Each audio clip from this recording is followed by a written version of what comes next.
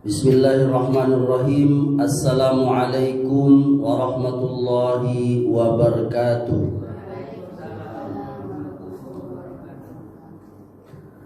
Innal hamdalillah nahmaduhu wa nasta'inuhu wa nastaghfiruh wa na'udzu billahi min shururi anfusina wa min sayyiati a'malina.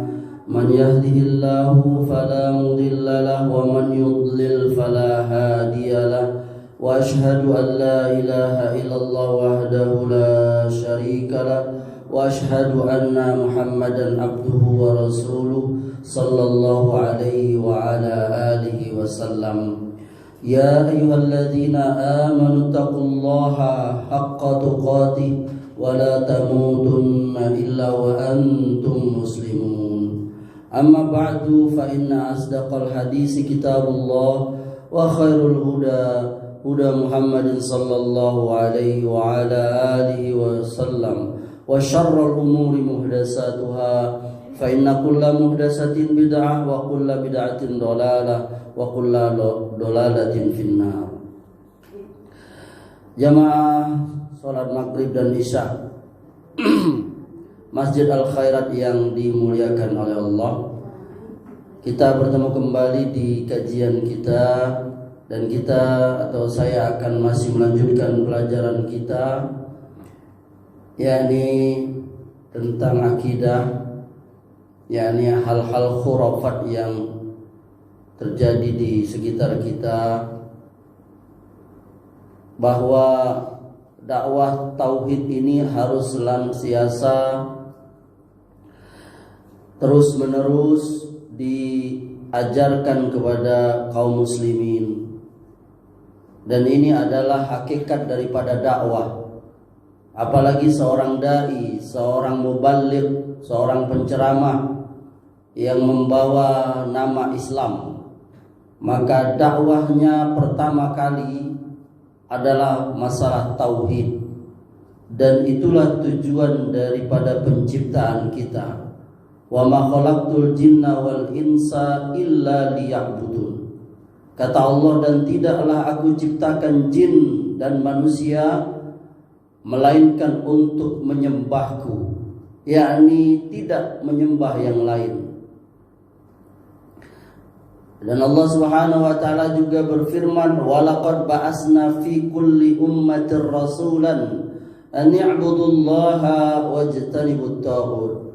Yani Allah mengutus para rasul untuk mengajarkan an i'budullaha, yani sembahlah Allah saja, wajtanibut taghut, dan jauhilah segala berhala-berhala sesembahan itu. Ini adalah ajaran at-tauhid dan menjauhi syirik. Dan salah satu syirik itu adalah yang biasa kita kenal dengan khurafat di dalam keseharian kita. Apa itu khurafat? Ya, ini semua cerita yang berupa rekaan atau khayal, ajaran-ajaran, pantangan maupun larangan, adat istiadat, dan ramalan-ramalan, pemujaan atau kepercayaan yang menyimpang dari ajaran Islam. Jadi ajaran Islam tidak antifati dengan yang namanya adat istiadat, tidak.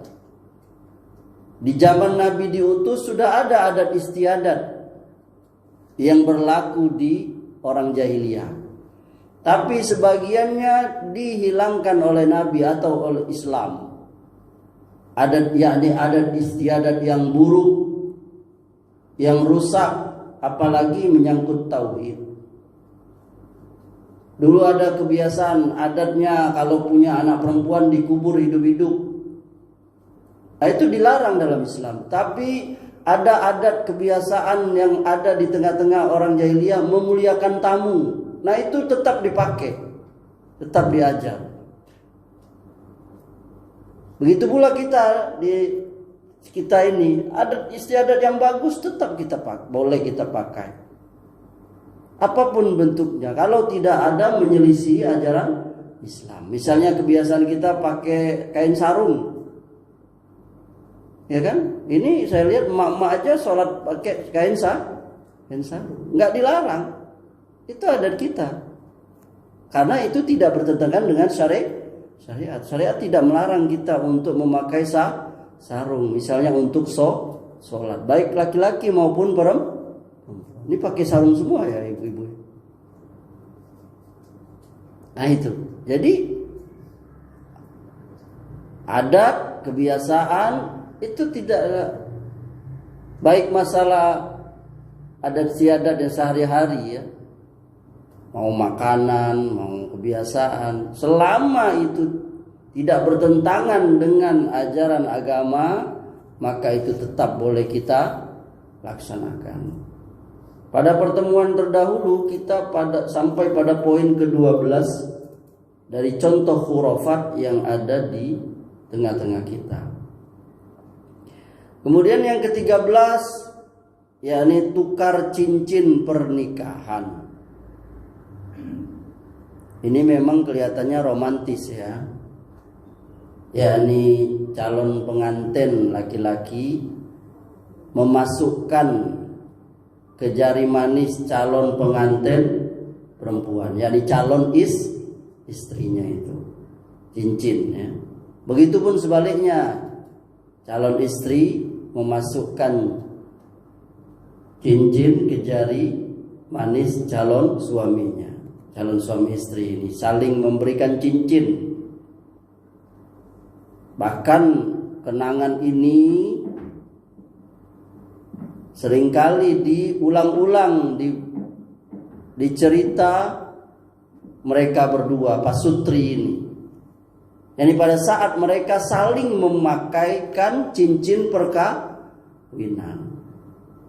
Bahkan upacara cukar cincin ini menjadi tradisi wajib bagi banyak kalangan. Termasuk juga masuk ke tengah-tengah kaum muslimin.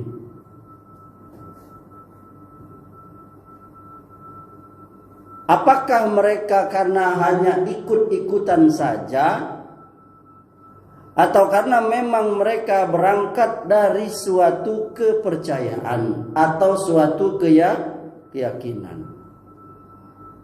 Di budaya Bengkulu ada tukar cincin? Ada nggak? Budaya Minang ada? Ikom amak kau orang Minang atau? Tidak ada? Tidak ada.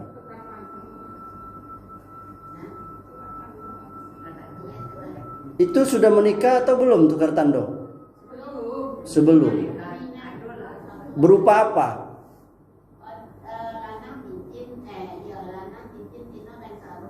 Oh itu.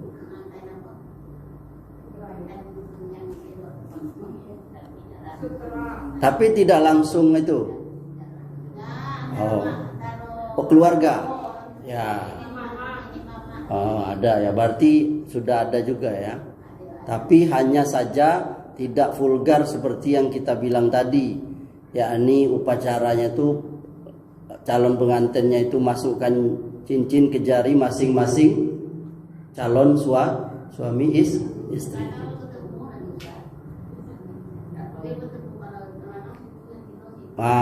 Ini ya. Iya. Nah itu ya. Jadi ini masuk ke sebagiannya ke tengah-tengah kaum muslimin. Bahkan tukar cincin ini, cincin pernikahan ini, cincin kawin ya. Cincin kawin pun bahkan sampai dianggap barang bertuah yang dia memiliki arti sakral. Dan muncullah berbagai macam kepercayaan, mitos tentang yang namanya cincin kawin ini, cincin pernikahan ini. Ada yang meyakini bahwa cincin kawin itu dapat menyebabkan langgengnya itu bahtera rumah tangga. Jadi jangan sampai hilang. Makanya bahkan sebagian lagi memperkirakan akan adanya keretakan rumah tangga manakala salah satu cincin yang dipakai suami atau istri itu, maka akan terjadi keretakan dalam rumah tangga. Maka bila hal ini yang diyakini, maka mereka telah terjebak kepada yang namanya kesyirikan. Kenapa? Karena ini jelas sekali, yakni menganggap cincin itu dapat memberikan manfaat dan mudarat. Sedangkan tidak masuk akal itu. Dan tidak ada juga dari nas, yakni Quran hadis, bahwa cincin kawin itu bisa mengayomi bahtera rumah tangga. Sama saja seperti yang kita sering bahas itu, yakni orang pakai gelang, kalung. Mereka meyakini bahwa dengan sebab pakai gelang kalung itu akan menolak bala, mara bahaya, atau bahkan membantu yang makainya. Seperti yang sering saya ulang-ulang itu, yakni di bayi itu dipakaikan bangle, ya kan? Kemarin saya ada ditelepon oleh murid saya itu satu. Dia ini anaknya yang keempat. Lalu bercerita dia, dulu Ustadz, anak saya yang pertama sampai yang ketiga itu semuanya pakai itu. Cuman anak yang ketiga ini dia udah mulai ragu. Alhamdulillah Ustadz, ngaji ini katanya, saya sama istri itu udah sama sekali nggak percaya lagi. Jadi walaupun orang tua saya, siapapun keluarga saya nyuruh saya, anak saya pakai itu tuh katanya, bayi itu, enggak saya ini. Karena jelas-jelas mereka meyakini bahwa bayi itu kalau pakai gelang itu akan terhindar dari godaan setan, jin, hantu, kuntilanak, memedi, gondoruwo, hayal-hayal, nama-nama setan hayal itu. Yang itu sebenarnya buatan daripada tukang buat buku komik atau sutradara, tukang buat film. Ya kan? Karena memang kita, terutama generasi 60, 70, 80 sampai 90 itu hidup di situ. Hidup di keyakinan itu. yakni ada hantu yang namanya kuntilanak. Ini tahulah mak-mak nih kan, pasti udah pernah nonton film Susana ya kan, malam Jumat Kliwon, nah, pada ketawa ya kemarin. Itu mah buatan sutradara. Lalu pas ketika kuntilanaknya, Susananya terbang, dilempar pakai apa? Tasbihnya punya Pak Haji atau Pak Ustadz. Maka meledaklah itu. Ya Allah, enak nih kan kalau bisa meledak. Tidak dok itu dijajah oleh Belanda. Cukup pakai tasbihnya Pak Ustadz, maka bisa meledakkan tank baja. Ini khayal ini. Ya. Ya, ini memakai benda-benda berupa cincin, gelang tadi itu. Termasuk cincin kawin tadi, kalau dianggap cincin kawin tadi bisa melanggengkan atau merusak rumah tangga pasangan suami istri, ini jelas ini. Nabi SAW ya, yang dituturkan oleh Imran bin Husain radhiyallahu anhu, Nabi SAW melihat seorang laki-laki yang dia menggunakan gelang dari kuningan itu. Lalu Nabi bertanya kepada dia, apa yang kau pakai ini? Maka laki-laki itu jawab, penangkal sakit. Dan Nabi bersabda, lepaskan dia. Karena inilah penyebab dirimu tambah lemah. Sebab kalau kau sampai mati dalam keadaan make gelang ini ada pada badanmu, maka kau tidak akan beruntung selamanya. Ini hadis dikeluarkan Ahmad. Ada hadis lain dari Ibnu Abi Hatim dari Huzaifah bin Yaman. Beliau melihat seseorang yang di tangannya ada benang yang dipakai untuk mengobati panas. Maka beliau memutus benang itu sambil membaca firman Allah, "Wa ma yu'minu aktsaruhum billahi illa wa hum musyrikun." Dan sebagian besar dari mereka tidak beriman kepada Allah, melainkan dalam keadaan mempersekutukan Allah, yakni dengan sembahan-sembahan lain. Surah Yusuf ayat 106. Tapi jamaah yang dimuliakan Allah, tentu ya, kita tidak mengatakan bahwa orang-orang yang tukar cincin di saat tunangan atau menjelang pernikahan semuanya punya keyakinan kayak tadi, ya kan? Enggak. Sebagian besarnya boleh jadi dia hanya ikut kebiasaan atau adat istiadat yang biasa dipakai oleh orang, yakni dalam hal upacara pernikahan. Ya, tapi bukan berarti ini juga boleh, ya, karena budaya tukar cincin itu meskipun berkembang di kalangan kita kaum muslimin, dia bukanlah berasal dari aturan Islam dan bukan berasal dari Nabi. Bahkan ini sebenarnya ritual yang memiliki nilai religius di kalangan orang Nasrani. Orang Nasrani itu biasa mereka itu kalau menikah di hadapan apa? Pendetanya itu di gereja itu biasa laki-lakinya memasukkan apa? Cincin ke jari perempuannya itu. Bahkan ditanya mana cincinnya. Nah, maka kita nggak boleh meniru mereka, taklid kepada mereka itu.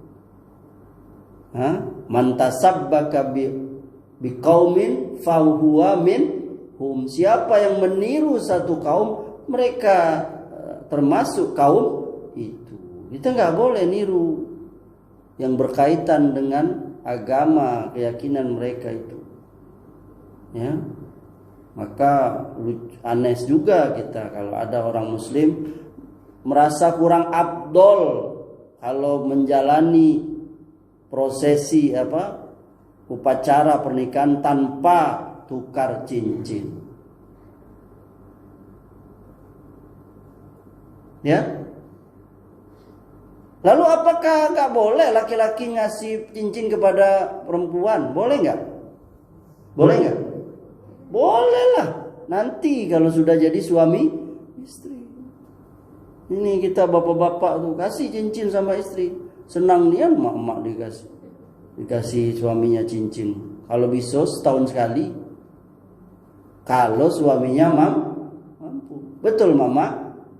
Nah betul. Semoga bapak-bapak dengar. Tapi kalau dalam rangka ritual atau cara-cara pernikahan, nah ini nggak boleh. Apalagi kalau cincinnya itu yang dipakai itu kedua calon pengantin tadi itu berasal dari emas.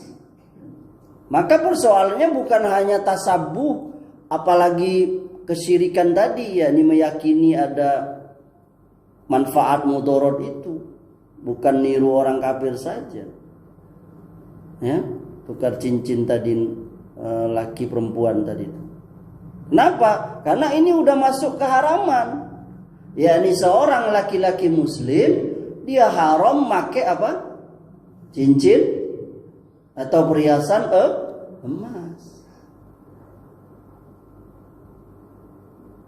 Ya. Nabi sallallahu alaihi wasallam beliau pernah bersabda, sesungguhnya kedua benda ini, kata Nabi sallallahu alaihi wasallam, itu diharamkan bagi umatku laki-laki. ketika beliau memegang dua benda. Apa itu, Mak? Emas dan sutra. Ini hadis riwayatkan Abu Dawud. Kecuali dalam keadaan darurat, Mak. Apa itu darurat? Misalnya dia lagi sakit, boleh pakai. Ada sahabat yang dia pakai kain dari sutra karena dia punya penyakit gatal.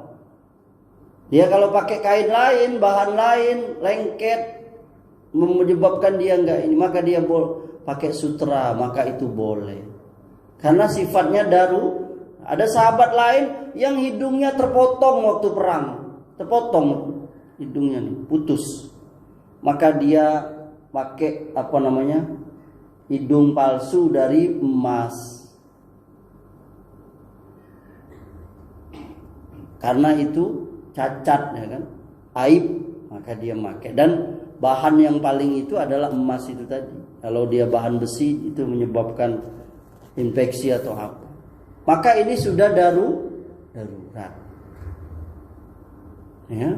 Bahkan dalam riwayat Abdullah bin Abbas, Rasulullah pernah melihat seorang sahabat laki-laki, ya, yang dia pakai cincin itu di tangannya, jarinya itu. Langsung Nabi cabut, Mak. Langsung Nabi buang. Apa kata Nabi? Ya'midu ahadukum ila jamratin min narin fayaj'aluha fi yadihi. Sengaja salah seorang di antara kalian mengambil kerikil dari neraka lalu diletakkannya di jarinya, di tangannya itu. Hadis dikeluarkan Imam Muslim. Dibuang oleh Nabi, ada sahabat ambil oleh Nabi, dibuang. Ketika Nabi pergi lalu dikatakan kepada laki-laki tadi, apa enggak kau ambil lagi itu cincin?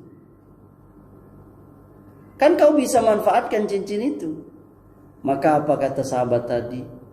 Aku tidak akan pernah mengambil apa yang telah dibuang oleh Rasulullah Sallallahu Alaihi Wasallam. Lihat betapa sami'na wa atoknanya para sahabat dengan perkataan atau perintah Rasul. Ya kan? Jadi kalau Ustadz, kalau saya pakai cincin laki saya terus dibuang, tidak boleh ambil lagi? Tidak. Ya ambillah. Hanya saja jangan dipakai. Dan ini, Mak, ya jamaah semua, jangan dikira sudah tahu, banyak yang belum tahu. Saya dulu waktu saya ingat sekali itu, saya baru menikah itu tahun 90 berapa. Ketika saya mau pulang ke Jambi dari Palembang, waktu itu tinggal di Palembang. Saya duduk-duduk di PO, salah satu bus yang antar provinsi, ya. Situ saya duduklah sama penumpang-penumpang lain. Dan salah satunya ada bapak-bapak yang dia itu perlente, bapak itu pakai baju kemeja perlente itu, lalu kancingnya dibuka tiga buah lah kancing bajunya ke bawah itu. Dan dia terlihat sekali dan sedikit keluar itu, yakni kalung emas dari badannya itu. Tahun 97, 96 lupa saya. Lalu saya waktu itu masih umur 22. Saya masih semangatnya sebagai anak muda yang baru nyantri belajar agama. Lalu saya ajak ngobrol bapak itu. Ngobrol mana sana sini, ngobrol hampir sejaman mungkin ngobrol karena lama menunggu bus berangkat kan. Lalu sampailah pembicaraan itu sampai saya memberikan contoh, yakni kalung yang dia pakai itu. Dan apa jawaban bapak itu? Itu betul dek, laki-laki kita nggak boleh pakai emas. Beneran loh, Mak. Apa itu? Saya sampai sekarang nih, saya ingat bahkan jadi bahan ceramah saya. Bapak itu nggak tahu. Ini beneran dek, gitu. Sampai berulang-ulang. Emang kita laki-laki dalam Islam nggak boleh pakai emas? Iya, Pak. Ada hadisnya. Karena dulu belum ada yang seperti kita sekarang Android canggih ya, tinggal ketik di Google ya kan. Hukum memakai emas bagi laki-laki muslim. Kalau ada dulu mungkin sudah saya searching, saya kasih tahu dia ini. Cuman saya kasih tahu aja ini. Iya Pak, ada hadisnya. Lihat itu. Ya maaf. Jadi jangan dikira hal ini kaum muslimin udah tahu. Banyak juga yang belum tahu. Karena ajaran Islam ini sebagiannya sudah asing dari kalangan kaum muslim. Gak usah jauh-jauh aja lah, ibadah yang sehari-hari kita lakukan saja masih asing di sebagian kaum muslimin. Contoh membasuh rambut waktu wudu, ya kan? Kan sebagian kaum muslimin masih asing itu. Ya, ini membasuh kepala itu ya ini dengan satu husapan ke belakang, seperti yang sudah kita pelajari kan cara wudu. Sunnah belakang, tarik ke depan, langsung ke ke telinga satu kali. Sebagian kaum muslimin mereka berwudu yakni dengan menyapu ke kening. Mereka taat, tapi ilmu belum sampai kepada mereka. Saya bisa ngaca nih ya.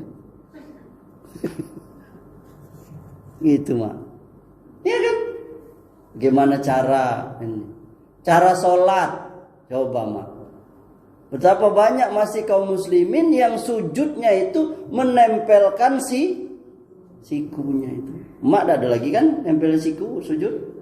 Kecuali kalau tangan mak sudah letoy, tidak sanggup lagi diangke, ya udah. Itu sudah namanya darurat.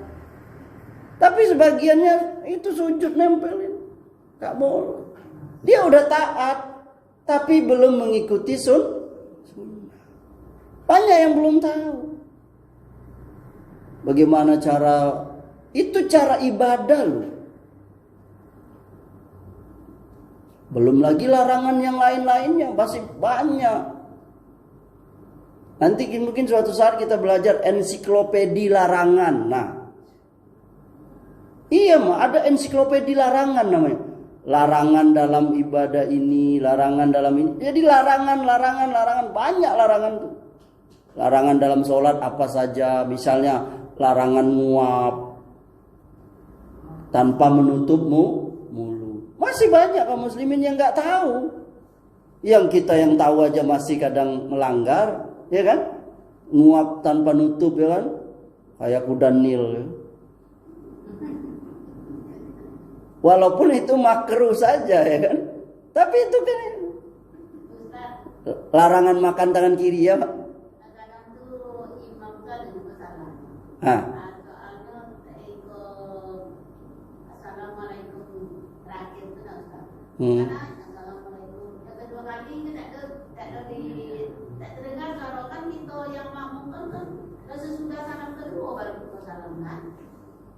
Ya, jawabannya Mak, bahwa memang dalam hal salam itu ada beberapa cara.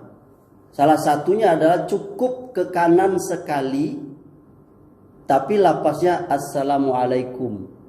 Dan tidak kalau dilihat dari belakang pipinya tidak kelihatan. Jadi boleh itu. Assalamualaikum.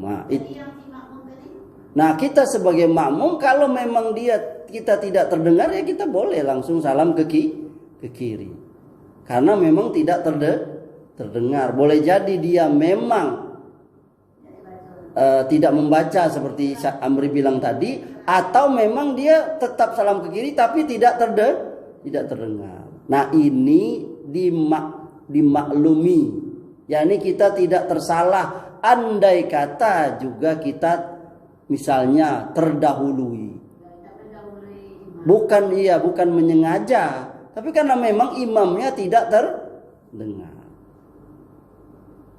Gitu Mak, ya.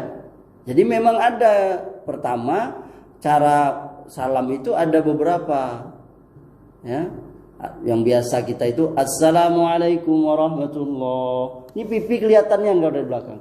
Assalamualaikum warahmatullah.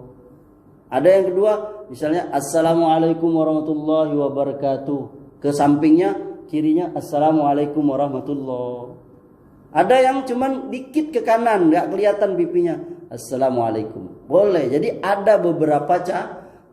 Sama seperti bacaan yang lain, sama seperti takbir, kan ada beberapa cara. Minimal ada 2 cara itu takbir kan.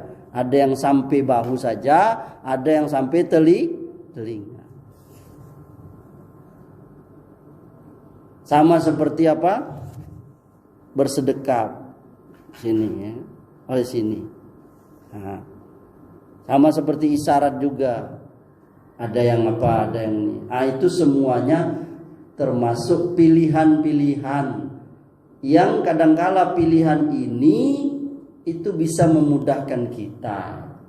Sama seperti perdebatan ulama, apakah sujud itu tangan dulu atau lutut dulu? Sebagiannya mereka merojihkan kedua-duanya boleh, yakni dilihat kepentingan kita. Kalau orang sudah tua, itu enaknya tangan dulu atau lutut dulu? Tangan dulu. Jadi pilihannya 2 itu tadi. Tangan atau lutut dulu.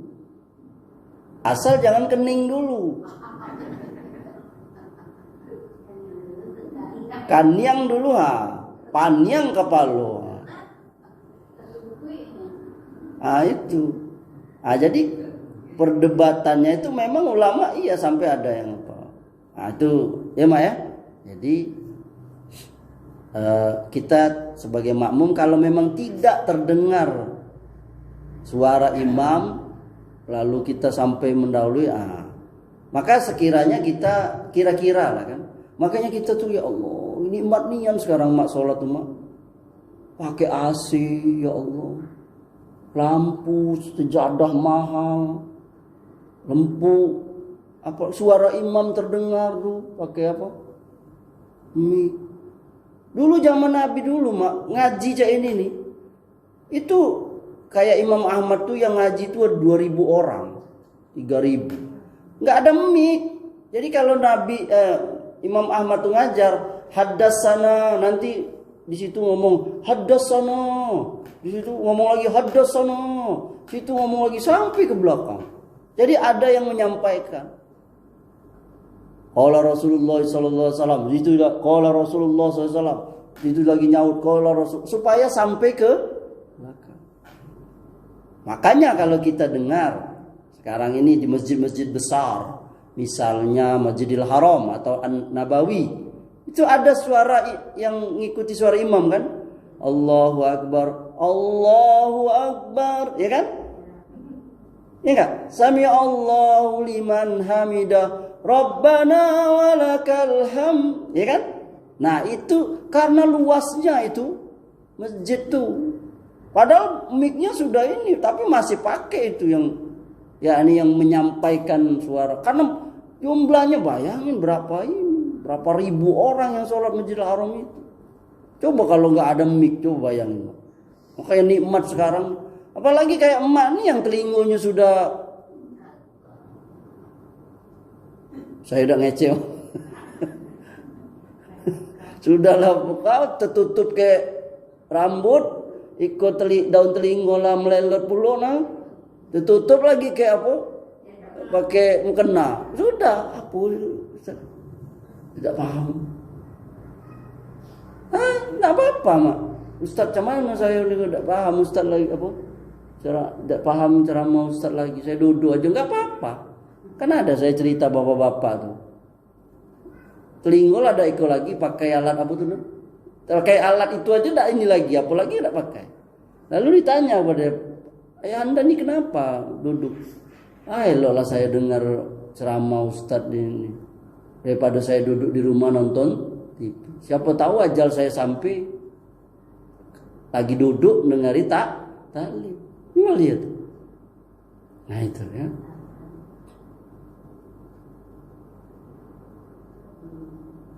Jadi kita kembali ke tadi ya. Jadi hadis-hadis tadi yakni larangan laki-laki make cincin emas itu ada di tengah-tengah kita. Jadi seorang laki-laki tidak boleh memakai barang perhiasan dari emas. Kalau perempuan boleh. Dan itu fitrahnya perempuan. Dia suka pakai perhiasan. Bahkan dari kecil perempuan itu. Maka beruntung sekali perempuan kalau dibelikan orang tuanya atau suaminya perhiasan, apalagi emas.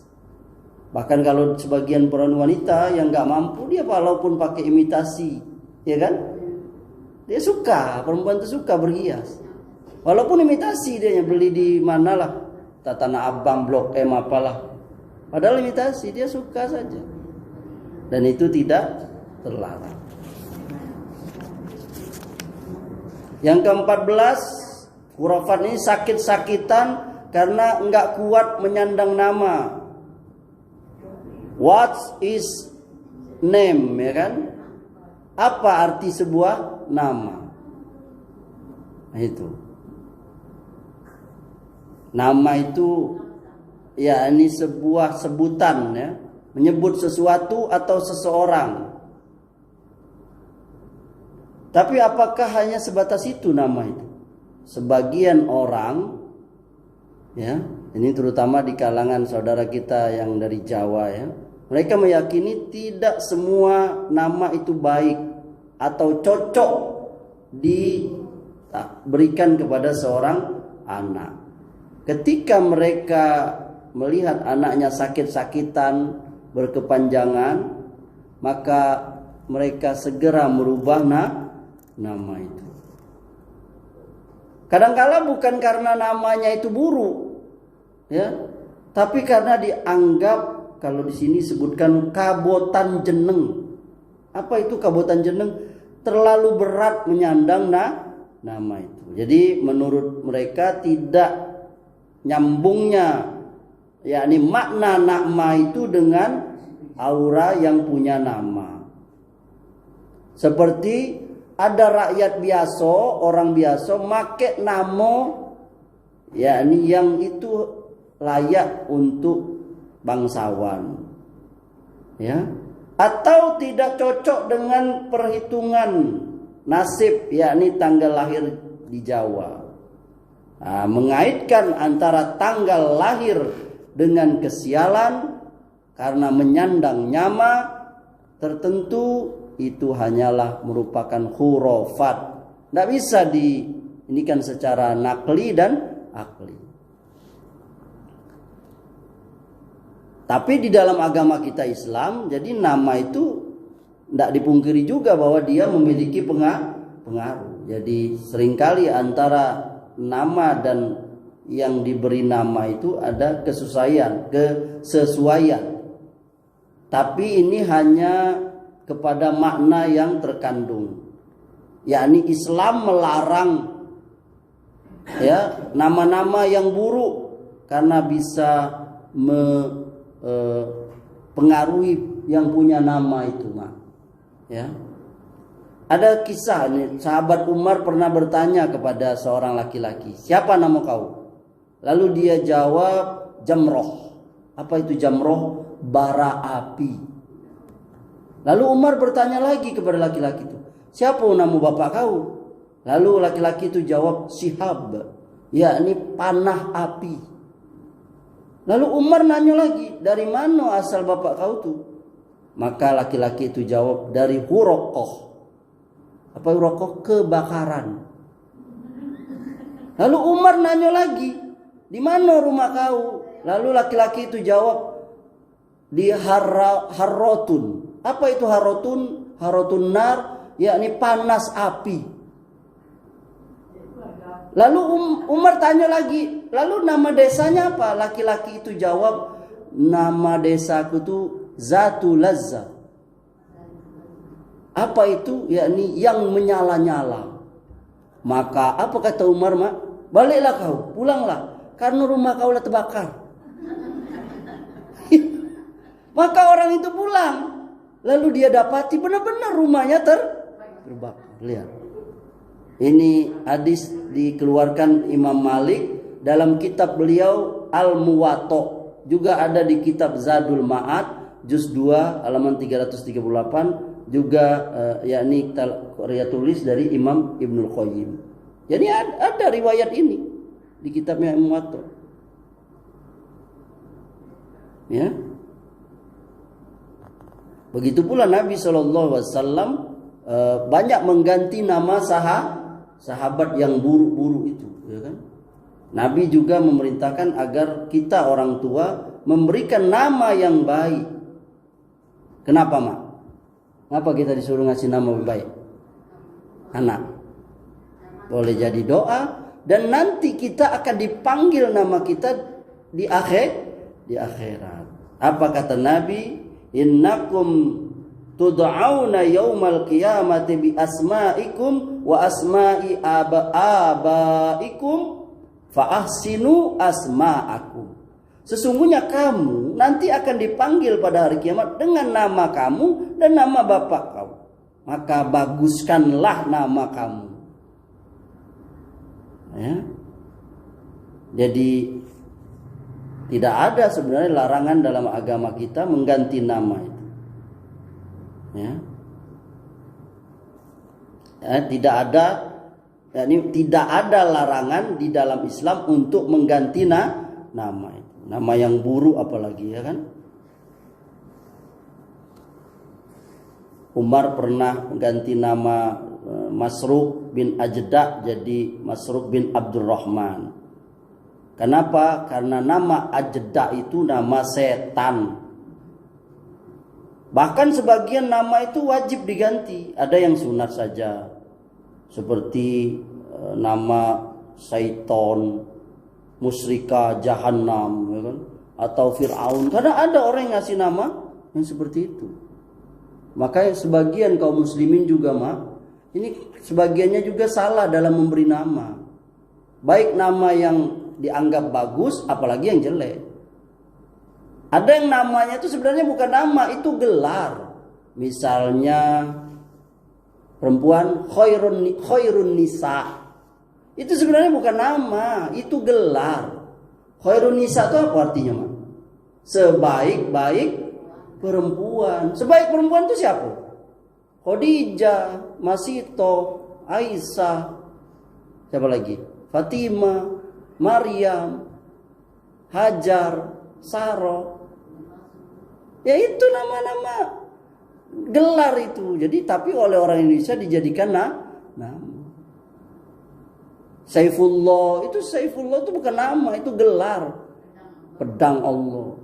Pokoknya kalau nama-nama yang ada Islamnya atau ada dinnya itu gelar bukan nama. Misalnya Samsuddin itu gelar. Samsu itu matahari, yakni matahari agama. Qamaruddin itu sebenarnya gelar, yakni bulannya agama ini. Hasanuddin itu gelar bukan nama. Maka nama yang terbaik itu nama-nama Allah pakai Abdul, kan? Abdurrahman. Itu adat memberi nama itu. Kalau nama manusia pakai Abdul, kalau nama tempat Baitu. Jadi masjid itu Baitur Rahman, Baitur Rahim. Dan sebaiknya nama-nama yang berhala, nama-nama yang buruk itu baik diganti. Kalau bisa diganti ininya, kalau mau mudah ya, ganti KTP, ganti akta boleh. Tapi kalau susah ya udah minimal panggilan aja. Misalnya nama berhala-berhala apa, Mak? Dewa, Dewi, Wisnu, Brahma. Kan ada orang ngasih nama anaknya Wisnu. Iya, apalagi Lata. Apalagi itu. Dewa ya kan banyak tuh orang ngasih nama anak. Dewi. Itu sebenarnya nama berhala di kalangan non-muslim. Atau nama-nama orang kafir. Apa nama orang kafir, Mak? Yang khas orang kafir. Banyak ya kan? Stefanus misalnya. Alexander apa? Ya kan?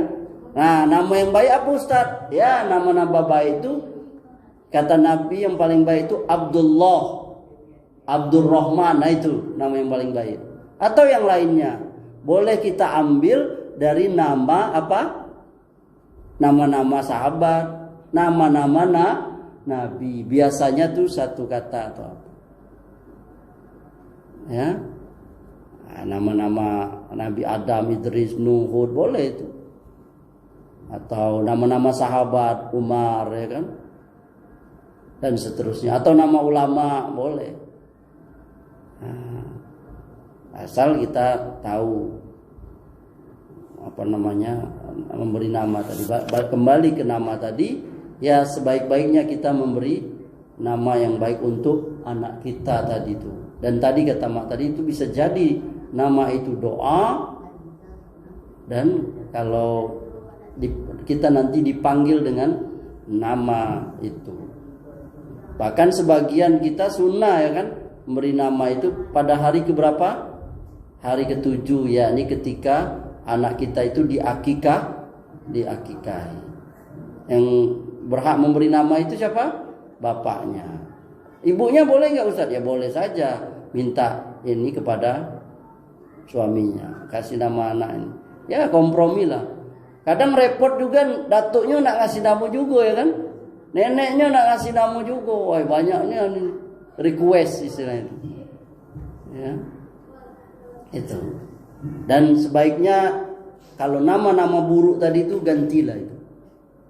Saya tuh kadang ketawa-tawa itu ada orang ngasih nama anak. Biasa ada yang anaknya lahir karena bendo pertama dia yang lihat pacul, dikasih nama pacul anak. Iya saya baca, ya Allah. Jadi saya melihat nama-nama unik gitu kan. Saya searching nama-nama. Dia ngasih nama anaknya pacul itu gara-gara bendo yang pertama kali dia pacul itu, cangkul itu. Ada yang ngasih nama anak pengki. Ada yang ngasih nama anak presiden, bayangin. Anaknya dikasih nama presiden. Apa alasannya? Ya supaya nanti kalau dia jadi presiden, dia disebut 2 kali. Kepada Bapak Presiden, ya Allah, ada aja.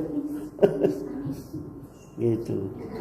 Tidak boleh kita ngasih nama, jangan kita kasih nama anak-anak kita dari orang-orang fasik, dari orang-orang kafir. Jangan, ngapain kasih nama anak dari nama orang kafir, nama pemain bola dan sebagainya. Barangkali ini cukup, semoga bermanfaat. Kita insya Allah lanjutkan pada pertemuan yang akan datang. Assalamualaikum warahmatullahi wabarakatuh.